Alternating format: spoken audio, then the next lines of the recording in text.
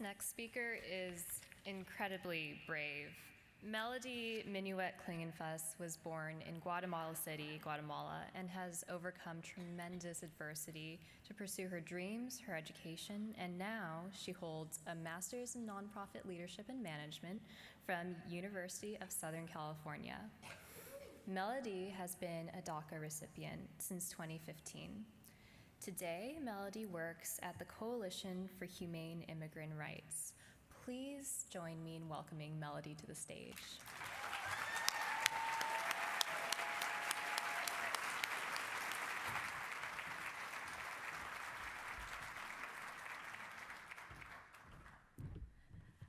Hi, everyone. First off, I want to thank Katisha and Dalton and everyone here, and especially you two. We really are our ancestors' wildest dreams, and, and we're here living them. So I brought my notebook on stage, but as a true millennial, I have my speech on my phone. So just bear with me. This is my first time speaking in front of such a large group of people, and I'm just really excited to be here with you. So I really want to start off by telling you my story, and hopefully you can go on this journey with me, because my story is just intertwined with the intersectionality of being a victim of sexual assault and being undocumented. And in order for you to understand my world, I need to tell you my story, because it all comes together like a puzzle piece. And I know that God and the universe and destiny really put me here today to make a difference, even if it's just one person out there. So even if my message just reaches one person here, I know that I did my job. So I was born in Guatemala. I was born to a teenage mom, and I didn't have a father. I grew up in poverty to the point where sometimes we would grind coffee because we wouldn't have anything to eat, or just wear the same clothes forever, or just really didn't have anything else. Our toys were little sticks and boxes, but it was a really beautiful childhood that I will never forget. My mom left when I was about 1 year old, and I stayed with my grandpa, and he died right after. So in a way, I kind of became an orphan. So I grew up without parents. I have scars all over my body because no one would watch me, right? And I would always get in trouble or fall or do something to myself. But I learned that way. And I grew up on the frontier with El Salvador. So I would actually walk myself to El Salvador every Tuesday night at 7 p.m. to call my mom. I still remember the number. It was a 323 number, which is the area code here in LA. And I would call her and talk to her and get to tell her about my life every single Tuesday.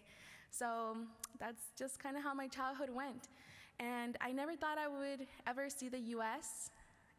But I was able to come here when I was 9 years old to be reunited with her. I can't tell you how that hug felt.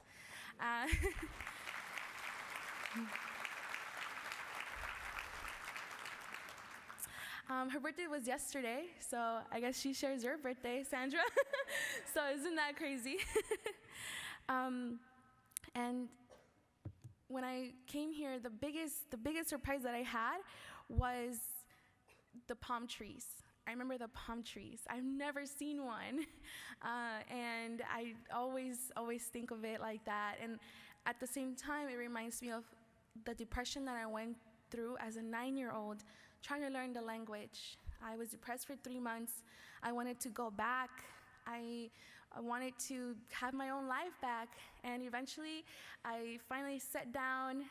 One of the first books I read was The Great Gatsby, because it had a picture of a pretty lady in the front, and I was like, I want to learn about this lady. And I didn't know what I was reading. Now I do, but I liked it, and that's how I learned the language. I read all the Goosebumps books. Who remembers those? Yes, right? I read everything I could, and it really helped me to facilitate my language. And then no one could shut me up, and here I am now. And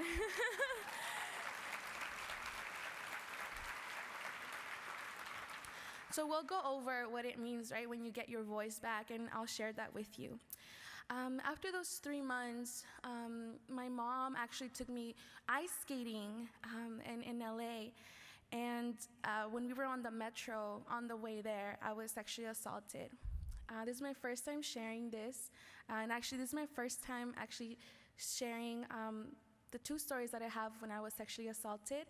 So what better way to do it with all 1,400 of you who can embrace me and understand what I went through. So this is nerve-wracking for me, but I'm really, really glad I'm sharing with you and healing with you right now.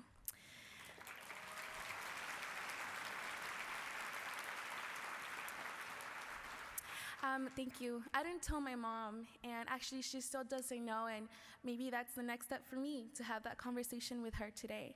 I'm not close to her because I didn't grow up with her, but I would love to tell her what I went through on that day. Then at 14, I was sexually assaulted by a family member. I'll come back to this point in my life because now at age 24, I have come to understand it defines a large portion of my life where legal status meets sexual assault. So at age 17, I actually found that I was undocumented. So I was getting ready to apply for college. I had a 3.9. I did GROTC for 4 years. I did volunteering work. I took 6 AP classes. I mean, I was ready. My dream school was USC, the University of Southern California. And when I went to apply, it asked me for a social security number. And it hit me like a bat to the face, that I wasn't going to have the same rights as everyone else in the classroom. And all my classmates were like, oh, what Ivy League did you apply to? Did you apply to USC? You're gonna get in. And I was so ashamed to let them know that I was undocumented and that I couldn't apply because I could never be able to afford it. I didn't know about my rights. I didn't know that California has in-state tuition called AB 540, that at that time we were fighting for in-state financial aid called the California Dream Act. I had no clue. And so I started working low-wage jobs in downtown LA. So I would sell curling irons. I have burns all over my arm because I would always burn myself. I started working at the Grove on 3rd Street, so I would sell hair extensions. And I felt so depressed because I never healed from the sexual assault. And now that I found that I was undocumented, it was like 2 traumas just completely mashing together with no solution, but just thinking it in my head. But you know what? I was the best hair seller extension.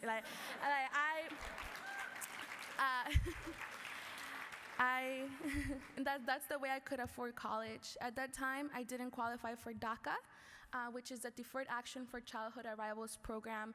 It was signed by President Obama, but it did not come from President Obama's good heart. It came because we all fought for something for our communities and for our undocumented people.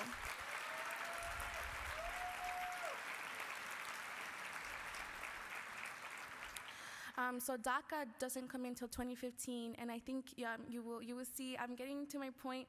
I hope you're following with me. It's just you have to understand the undocumented experience.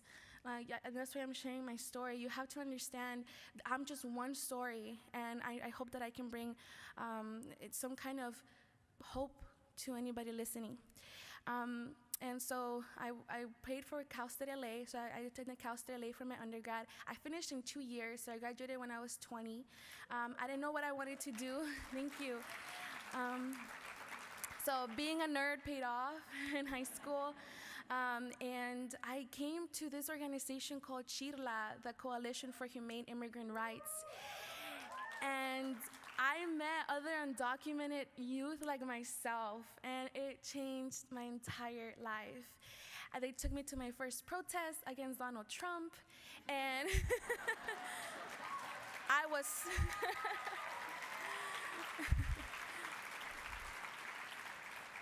It was in Beverly Hills. They were calling me all derogatory terms. They were calling me a spick. They were calling me a beaner, a wetback, an idiot, all these things, right? And I said, this is what I want to do for the rest of my life. I was signed in blood for the rest of my life. And I have decided to give my life to the immigrant rights movement. I think it's the only good fight there is for me. And I have, ever since then, given every single day to the movement. And now I was so immersed, right? I was so deeply consumed by graduating college as I was getting into the movement that my trauma as an undocumented person who went through sexual assault was always like 50,000 miles down the line. I just kept pushing it off.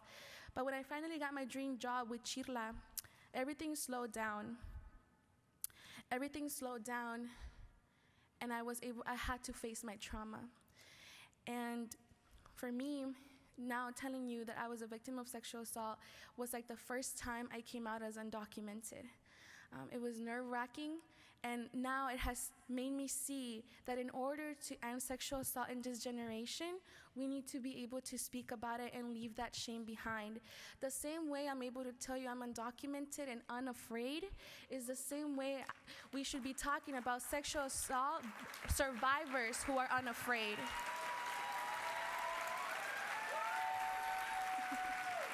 Thank you.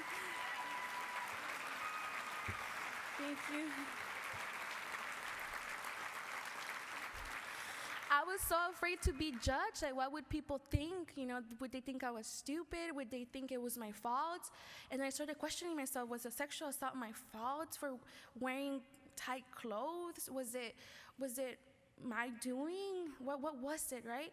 And I understood that sexual assault does not define me. The same way that DACA does not define me. You can take DACA away, but I'm still myself.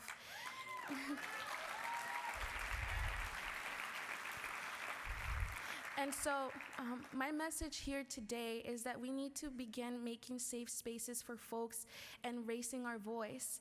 Maybe this may not be something you're comfortable with, but even just thinking within yourself and understanding this is not a linear process is a great first step. We may not be able to see, even if we don't end sexual assault in this generation, right? We will be able to plant the seeds, and someday somebody will be able to see them. I think one of the biggest messages I have here is that a lot of people build houses, a lot of people build cars. We all build people. That's what we build.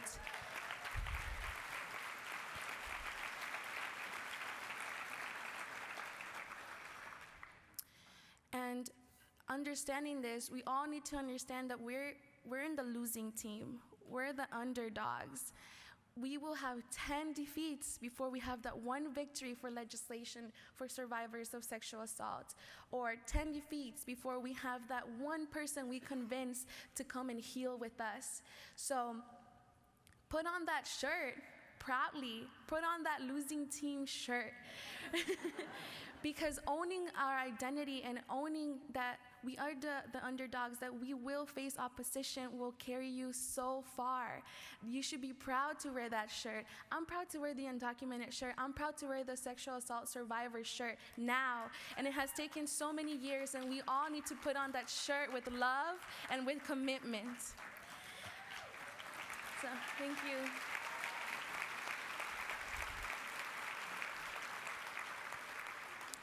So when I shared, and my closing points, when I shared I was undocumented, I felt liberated, and it has become part of me. And that's the same way I promise here to make that point that I am a sexual assault survivor. And you know, like Dalton and Katisha, like the work is just starting now. We're still learning so much and unlearning so much toxic behavior that was taught to us as children, and there's still a long way to go. And so my commitment here to you all is to continue exploring the way that being undocumented and a sexual assault victim intertwine. I will be having a workshop at 3:15 today, and maybe we can work that out. I have made the workshop to try to understand how we can move forward with especially with this administration, right? How I no longer just want to survive and get by. I want to live.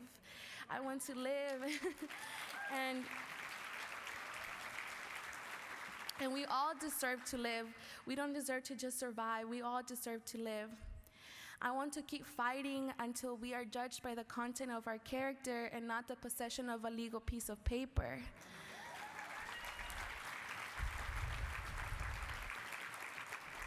And I want to keep fighting until we are judged by the content of our character and not someone else's actions that were put onto our bodies. I want to continue moving forward. And I know that all together here, this is the first step that is going to open up those seeds that we will see down the road. Thank you so much, everyone. I appreciate you listening to my story. Thank you.